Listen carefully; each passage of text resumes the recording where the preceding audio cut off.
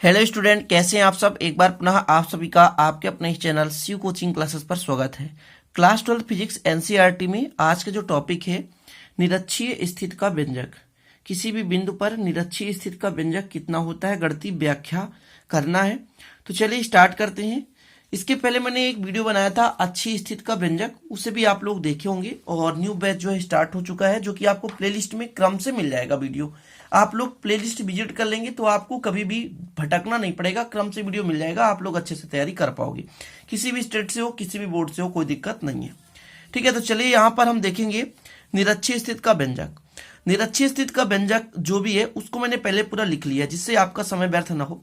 बस आपको समझाना है कि किस प्रकार से निरक्षीय स्थिति का व्यंजक होगा। तो सबसे पहले डायग्राम आप बनाना सीखें। डायग्राम यदि आपसे बन जाता है स्टूडेंट, तो आपको जो माना लिखना होता है, जो भी उसको लिखना होता है कि क्या क्या हमने माना है, वो आसानी से आप लिख पाएंगे। तो सबसे पहले बनाते हैं डायग्राम। ठीक है, देखिए एक आपके पास वैद्युत द्विध्रुव है। वैद्युत द्विध्रुव का मतलब क्या होता है कि एक निकाय है। जैसे मैं मान के चलता हूं स्टूडेंट, यहां पर एक बिंदु ए है और यहां पर एक बिंदु वी है।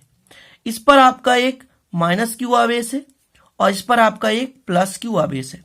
तो दो ध्रुवों से मिलकर बना हुआ एक निकाय द्विध्रुव कहलाता है। ये वैद्युत द्विध्रुव है क्योंकि माइनस क्यू और प्लस क्यू आवेश से मिलकर बना हुआ है। ठीक है, हम मान के चलते हैं इसके जो बीच की दूरी है वो 2a है और ये आपका मध्य बिंदु है। तो मध्य बिंदु है, तो जब टोटल 2a है तो हाफ कितना होगा, a होगा। यहां से यहां तक कितना होगा, a होगा। मतलब कहने का मतलब ये हुआ कि टोटल जो इसकी लंबाई है वो 2a के बराबर है। क्लियर। अब आगे समझना है कि इसके मध्य बिंदु से लंबवत एक बिंदु है। मान के चलता हूं ये कौन सा बिंदु है, P है। ठीक है ना। इसके लंबवत एक बिंदु है जिस पर हमें विद्युत क्षेत्र की तीव्रता ज्ञात करनी है। अब यहां से आप परिभाषा कैसे बनाएंगे, वह बिंदु जिस बिंदु पर विद्युत क्षेत्र की तीव्रता ज्ञात करनी हो तो वह द्विध्रुव अक्ष के लंबार्धक स्थित हो, है ना। लंबार्धक मतलब लंबवत स्थित हो, ठीक है ना। तब उसे हम विद्युत द्विध्रुव के सापेक्ष निरक्षीय स्थिति कहते हैं। वह बिंदु जिस बिंदु पर हमें विद्युत क्षेत्र की तीव्रता ज्ञात करनी हो, यदि वह द्विध्रुव अक्ष के लंबवत स्थित हो। द्विध्रुव अक्ष के लंबवत, लंबवत मतलब यहां से यदि मैं इसको मिला दूं तो यहां पर कितना डिग्री बनना चाहिए, 90 डिग्री बनना चाहिए। तो ये लंबवत, यदि लंबवत स्थित हो तो उसे हम कहते हैं निरक्षीय स्थिति। यदि परिभाषा आपसे कोई पूछ दे स्टूडेंट तो आसानी से आप बता पाएंगे। क्लियर है कि वह बिंदु जिस पर हमें विद्युत क्षेत्र की तीव्रता ज्ञात करनी हो वह द्विध्रुव अक्ष के लंबवत स्थित हो। द्विध्रुव अक्ष के लंबवत स्थित हो, तब उस बिंदु को द्विध्रुव अक्ष के सापेक्ष हम निरक्षीय स्थिति कहते हैं। क्या कहते हैं, निरक्षीय स्थिति कहते हैं। निरक्षीय स्थिति क्लियर हो गया स्टूडेंट। इसके बाद स्टूडेंट आपको क्या करना है कि इसको मिला देना है।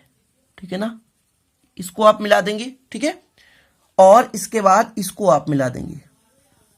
क्लियर, ये आपका दिशा हो गया। यदि मैं बात करूं कि बिंदु ए के कारण, बिंदु ए के कारण जो आपकी तीव्रता है, तो इसको आगे बढ़ा दें। ये हो गया E1। ठीक है, और जो आपका माइनस क्यू है इसके कारण जो आपका हो जाएगा E2 इस दिशा पे होगा। ठीक है ना, ये हो गया। अब मैं यदि इसको यहां पर खींच दूं तो ये हो जाएगा आपका परिणामी तीव्रता, परिणामी तीव्रता। और यहां पर थीटा है और यहां पर थीटा है। बस आप इतना याद कर लें, इतना बनाना सीख लें, बस आगे आपको कुछ भी नहीं करना है, कोई दिक्कत नहीं, बराबर नंबर मिलेगा। यदि आप इतना डायग्राम बना देते हैं बराबर नंबर मिलेगा। अब मैं मान के चलता हूं कि इससे P से O के बीच की दूरी कितनी है, R है। तब स्टूडेंट इसकी दूरी आप निकाल सकते हैं पाइथागोरस प्रमेय से, r square plus a square. इसकी जो वैल्यू आएगी तो आएगी a square plus r square. निकालना पड़ेगा, पाइथागोरस प्रमेय से निकालकर बताऊंगा आपको। ठीक है, बस इतना याद कर लो, या सॉरी याद मत करो, लेकिन समझ लो कि यहां से यहां तक R है, यहां से यहां तक की बीच की दूरी A है, यहां से यहां तक की बीच की दूरी A है। टोटल दूरी 2A है और ये माइनस क्यू और प्लस क्यू आवेश से मिलकर बना हुआ है। अब आपको माना क्या लिखना है कि माना ए भी एक वैद्युत द्विध्रुव है। देखिए मैं माना जो कह रहा हूं उतना आपको लिखना है कि माना ए भी एक वैद्युत द्विध्रुव है जो प्लस क्यू और माइनस क्यू आवेश से मिलकर बना हुआ है। जो प्लस क्यू और माइनस क्यू आवेश से मिलकर बना हुआ है। चीजें समझ रहे हैं। द्विध्रुव की लंबाई 2a है, ये आपका 2a है। द्विध्रुव के मध्य बिंदु O से r दूरी पर लंबवत एक बिंदु P स्थित है, जिस पर हमें विद्युत क्षेत्र की तीव्रता ज्ञात करनी है। क्लियर स्टूडेंट, इतना समझ गए। इतना याद रखना आपको कि माना AB एक वैद्युत द्विध्रुव है जो प्लस क्यू और माइनस क्यू आवेश से मिलकर बना हुआ है। वैद्युत द्विध्रुव की लंबाई 2a है। इसके मध्य बिंदु O से r दूरी पर एक बिंदु P है, जिस पर हमें विद्युत क्षेत्र की तीव्रता ज्ञात करनी है। विद्युत क्षेत्र की तीव्रता ज्ञात करनी है। इतना चीजें क्लियर हो गई। चलिए आगे अपन को फिर निकालना है विद्युत क्षेत्र की तीव्रता। अब मैं एक आपसे कह दूं, एक फार्मूला आपको पता होना चाहिए। विद्युत क्षेत्र की तीव्रता क्या है? 1/4πε0 के, है ना। एक आवेश है आपके पास और उस बिंदु से जिस बिंदु पर हमें तीव्रता निकालनी है वहां तक की दूरी r²। ये आपको याद रखना है। बिंदु आवेश कण किसी बिंदु पर कितनी होती है विद्युत क्षेत्र की तीव्रता, तो ये आपका फार्मूला है, ये आपसे याद होना चाहिए। क्लियर स्टूडेंट, इतना तो समझ गए होंगे कि E क्या है? तीव्रता है 1/4πε0 के Q/r²। R क्या है? जैसे मान लीजिए A के कारण P पर निकालना है तो AP के बीच की दूरी है, ध्यान रखिएगा। अभी इस R को मैं यहां पर नहीं लिखा, मैं आपको एक मानक फार्मूला बता रहा हूं। यहां पर AP² हो जाएगा, जब इसके कारण हो जाएगा तो BP² हो जाएगा। बस डिफरेंस इतना ही है। अब देखिए ये A है और ये A, दोनों समान है, R समान है, तो जो इतना मतलब AP का जितना मान होगा उतना ही BP का मान होगा। इतना ध्यान रखना कि AP के बीच की दूरी और BP के बीच की दूरी दोनों समान होगी। चीजें क्लियर है। यहां पर मैं दिखाऊं तो ये भी थीटा होगा, ये भी थीटा होगा, क्योंकि स्टूडेंट ये और ये दोनों एकांतर कोण है, तो इसको मैंने माना थीटा, तो ये भी थीटा हो गया। और ये दोनों संगत कोण है, तो ये थीटा हो गया। अब देखिए इसको हम साइन और कास में भी डिवाइड कर सकते हैं। चीजें समझना है, लेकिन आपको एग्जाम के मद्देनजर में बताना चाहता हूं कि यदि आप और ज्यादा डीपली घुसेंगे तो आपको हो सकता है डाउट हो जाए, भूल जाए, लेकिन आपको इतना ही समझना है, ठीक है ना। जैसा कि मैं यदि यहां पर कहता कि आपके पास एक त्रिभुज है स्टूडेंट, और ये थीटा है, तब इसको अपन और इसकी परिणामी मान लीजिए r, तो इसको अपन जो लंब को करते r sin थीटा, पढ़े होंगे 11th में अच्छे से, और इसको r cos थीटा करते। तो इसी तरह इसको भी दो घटकों में वियोजित कर सकते हैं, इसको यहां पे मिलाते, इसको यहां पे मिलाते, इसकी एक तीव्रता इधर बनती है ना, और एक नीचे की ओर, तो आपका एक परिणामी कास होता। यहां पर जो आपका ये दोनों आधार होता, इस त्रिभुज का भी आधार, इस त्रिभुज का भी आधार, तो दोनों एक दूसरे आधार होते। और इधर होता है स्टूडेंट E1 sin थीटा और इधर होता E2 sin theta, E2 sin theta. ये एक दूसरे के विपरीत है, तो एक दूसरे को निरस्त कर देंगे। बस परिणामी जो आपका तीव्रता है यहाँ का अपन निकालेंगे, मतलब इसके लिए कास और इसके लिए भी कास, मतलब 2 cos थीटा पर यहाँ पर लगाएंगे, तो आपको परेशानी नहीं होनी चाहिए। आपको डीपली नहीं घुसना है, बस कुछ चीजें माइंड में फीड कर लेना है, बस, है ना। तो आप लोग इतना डायग्राम बनाना सीख गए होंगे। अब देखिए लिखना क्या है, यहां पर मैंने लिख लिया है कि माना AB एक वैद्युत द्विध्रुव है जो प्लस क्यू और माइनस क्यू आवेश से निर्मित है। चीजें क्लियर। ये डायग्राम है स्टूडेंट, ध्यान रखना है आपको, ये डायग्राम है। दोनों के बीच की अल्प दूरी 2a है। माना इस द्विध्रुव के केंद्र मध्य बिंदु O से निरक्षीय स्थिति में r दूरी पर एक बिंदु P है, जिस पर हमें विद्युत क्षेत्र की तीव्रता ज्ञात करनी है। क्लियर स्टूडेंट, इतना समझ गए आसानी से। अब आपको आगे क्या लिखना है, डायग्राम से समझाता हूं कि बिंदु A पर प्लस क्यू आवेश कण, बिंदु A के प्लस क्यू आवेश के कारण बिंदु P पर कितनी तीव्रता होगी, तो मैंने बताया था 1/4πε। यहां पर आप K लिख सकते हैं, K लिख सकते हैं यहां पर K, ठीक है ना, K लिख सकते हैं, कोई दिक्कत नहीं। जब वायु निर्वात हो जाएगा तो K का मान हो जाएगा 1, K का मान कितना हो जाएगा, 1 हो जाएगा, ठीक है ना। तो ये आप K कर सकते हैं और इसको दे देते समीकरण 1। क्लियर। इसी प्रकार स्टूडेंट बिंदु B पर, यहां पर आपका जो बिंदु B है, ध्यान दीजिए ये B है, इस पर माइनस क्यू आवेश है, इसके कारण तीव्रता कितनी होगी 1/4πε। यहां पर K कर दे, कोई दिक्कत नहीं, BP²। अब देखिए BP क्या है, आवेश से बिंदु की दूरी है। देखिए ये आवेश माइनस क्यू है, इससे दूरी है, इससे क्या है, दूरी है। मैंने पहले बता के रखा था ये फार्मूला आपको कि जो r जो है यहां पर डिस्टेंस है, मतलब किस आवेश के कारण किस बिंदु पर निकाल रहे हैं उनके बीच की दूरी है। चीजें क्लियर। तो r क्या है, दूरी है। चलिए आगे आप समझे, यहां r की जगह BP लिया गया है। क्लियर। अब स्टूडेंट ध्यान रखना है, मैंने आपको क्या समझाया, मैंने आपको समझाया कि जो E1 sine theta E2 sine theta एक दूसरे को निरस्त कर देंगे। जो आपका यहां पर E1 कॉस थीटा आएगा, मतलब यहां पर दो चीज आएगा, एक E1 कॉस थीटा आएगा स्टूडेंट और एक आएगा E2 कॉस थीटा, और E1 और E2 दोनों समान होंगे, तो कुल मिला के परिणामी जो आपका आएगा 2E1 कॉस थीटा। बस इतना आप लोग याद कर लें, ठीक है ना, चीजें समझे। आगे मैंने पूरा लिख रखा है कि ध्यान दीजिए कि एपी और बीपी दोनों समान है, मतलब दोनों की लंबाइयां समान है, दोनों के बीच की दूरी समान है, तो जो तीव्रता भी होगी लगभग क्या होगी, समान होगी। क्लियर होगी?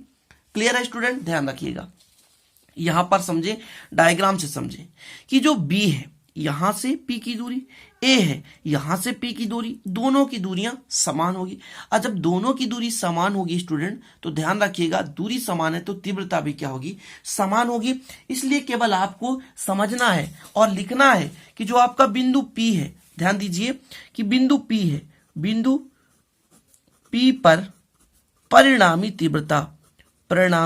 तीव्रता, सीधे इस फार्मूले को आप याद कर लो कि E बराबर 2E1 कॉस थीटा। बस इतना यदि आपसे बन रहा है तो कोई दिक्कत नहीं, आसानी से कर लेंगे आप, ठीक है ना स्टूडेंट, इतना याद कर लो। E1 का मान कितना हमने बताया था, 1/4πε0 के एक माध्यम है, ले सकते हैं आप, ठीक है। फिर आपका आवेश था Q, E1 कितना था स्टूडेंट, तो AP², तो अपन ने कर दिया AP² कॉस थीटा हो गया। इसको दे दो समीकरण 1। बस आपको इसी तरीके से करना जैसे मैं कह रहा हूं, जैसे मैं बता रहा हूं। आप वीडियो देखेंगे तभी आप जो नोट्स दूंगा उसको कर पाएंगे, नहीं तो आपको दिक्कत हो जाएगी। क्या ये स्टूडेंट सोचते हैं कि नोट्स मिल जाएगा ग्रुप में, व्हाट्सएप ग्रुप में दे रहे हैं, कोई दिक्कत नहीं, वीडियो देखने की कोई जरूरत नहीं। जब आप वीडियो नहीं देखेंगे तो समझ नहीं पाएंगे, तो पूरा वीडियो देखा करें हर चीज, और ग्रुप जो मैं बनाया हूं उस पर जुड़ जाएगी। बाद में जुड़ेंगे तो आपको नोट्स नहीं मिल पाएगा। अब मुझे यहां पर किस किस की वैल्यू निकालनी है, तो कॉस थीटा की वैल्यू निकालनी है और AP² की। तो मैंने अभी आपको एक डायग्राम बनाकर समझाया था कि आपके पास एक त्रिभुज है, यहां से बीच की दूरी R है, A है, ठीक है ना, यहां से यहां तक कितनी है, O बिंदु था, यहां पर B और A, और स्टूडेंट यहां पर मैं कह सकता हूं P था। शॉर्टकट में समझे तो मैं आपसे कह दूं त्रिभुज OAP में पाइथागोरस प्रमेय से, किस प्रमेय से, पाइथागोरस प्रमेय से। पाइथागोरस प्रमेय क्या कहलाता है स्टूडेंट, कर्ण का वर्ग अन्य दो भुजाओं के वर्गों के योग के बराबर होता है। मतलब PA का वर्ग या AP का वर्ग बराबर लंब, मतलब OP का वर्ग, ये आपका लंब हो गया है ना, ये लंब हो गया, और ये आपका क्या हो गया, आधार हो गया, प्लस OA का वर्ग है। OP आपने माना R तो R², OA माना आपने तो A², कुल मिलाकर जो PA का स्क्वायर का मान आ गया स्टूडेंट R² प्लस A²। यदि मैं आपसे कहता PA बराबर बताओ भाई, तो PA बराबर आप कह सकते थे √R² प्लस A²। ये आपका थीटा है। अब एक चीज बताओ आप लोग कि कॉस थीटा का मान क्या होता है स्टूडेंट, तो होता है आधार, तो OA आधार है, आधार बटे कर्ण, तो AP या PA। अच्छा, OA का मान कितना है, A है, चलिए कोई बात नहीं। AP का मान कितना है, तो √A² प्लस R² या R² प्लस A² कर सकते हो, कोई दिक्कत नहीं, दोनों प्लस है तो इसको पहले इसको बाद में लिख सकते हो। अब हमें यहां पर क्या क्या चाहिए था, यहां पर AP² चाहिए था या PA², तो आपका AP² या PA² हमें पता है। कॉस थीटा चाहिए था तो कॉस थीटा का मान पता है, तो हम क्या करेंगे, समीकरण 1 से करेंगे, समीकरण 1 से करेंगे। E बराबर आपका आ जाएगा 2 × 1/4πε0 के। Clear student? आपका Q है तो Q रहने दो। अच्छा, AP² का मान कितना है, तो आपका मान है R² प्लस A², ये दे के रखा है। अच्छा, कॉस थीटा का मान बता दो, तो A बटे √ आपके पास R² प्लस A² है, कोई दिक्कत नहीं होनी चाहिए इतना। ठीक है स्टूडेंट, इतना तो समझ गए होंगे, आशा करता हूं आप समझ गए होंगे। अब देखिए यहां पर ये A है, ये आपके पास A है और ये आपके पास Q है, ध्यान दीजिएगा ना। चलिए ऐसा करें, इसको रहने दें 1/4πε0 के, इतना कर दें। यहां पर देखिए 2QA कर सकते हैं, और नीचे क्या करेंगे स्टूडेंट, नीचे करेंगे इसका घात 1 है और इसका घात 1/2 है। अंडर रूट का मतलब होता है 1/2, और जब घात जुड़ेगा i² प्लस a² का तो हो जाएगा 3/2। इसका घात 1 है और इसका जो घात है 1/2 है, ध्यान रखिएगा, और जुड़ेगा तो इतना हो जाएगा। अब चूंकि आपने पढ़ा होगा वैद्युत द्विध्रुव आघूर्ण P बराबर होता है स्टूडेंट 2qa, तो यहां पर मैं आसानी से रख सकता हूं कि E बराबर आपका आ गया है 1/4πε0 के, है ना, इंटू P अपान, ये आपका कोष्टक में लिखे रहना, चूंकि इतना होता है वैद्युत द्विध्रुव आघूर्ण, r² प्लस a² की पावर 3/2। इतना क्लियर स्टूडेंट, इतना आपको समझ में आ गया होगा। अब यदि जो आपकी a की वैल्यू है अत्यंत छोटी है, लेस देन r से अत्यंत छोटी है, बहुत कम है, तब क्या करेंगे कि a की उपेक्षा करने पर, क्या करने पर, अपेक्षा या उपेक्षा, समझिएगा, उपेक्षा लिखें, अपेक्षा नहीं, उपेक्षा करने पर तो कर दीजिए उपेक्षा। तो आपको कितना मिलेगा स्टूडेंट, ध्यान दीजिएगा, यहां पे आपका r² प्लस a² है ना, तो आपके पास आ जाएगा E बराबर 1/4πε0 के, और ये P हो गया, r² a तो हट जाएगा, ³ मतलब 2 से 2 कैंसिल हो गया यहां पर, तो आपका आया 1/4πε0 के, P/r आपका क्यूब है तो क्यूब हो जाएगा। यदि मैं आपसे एक लाइन कहूं कि सदिश निरूपण, मतलब सदिश रूप में आपसे कहूं, सदिश रूप में, तो आप कह सकते हो कि E वेक्टर इक्वल 1/4πε0 के, क्लियर, और ये P वेक्टर हो जाएगा बट्टे क्यूब। ये आपका जो समीकरण 2 आया, यही आपका विद्युत क्षेत्र की तीव्रता है निरक्षीय स्थिति के लिए।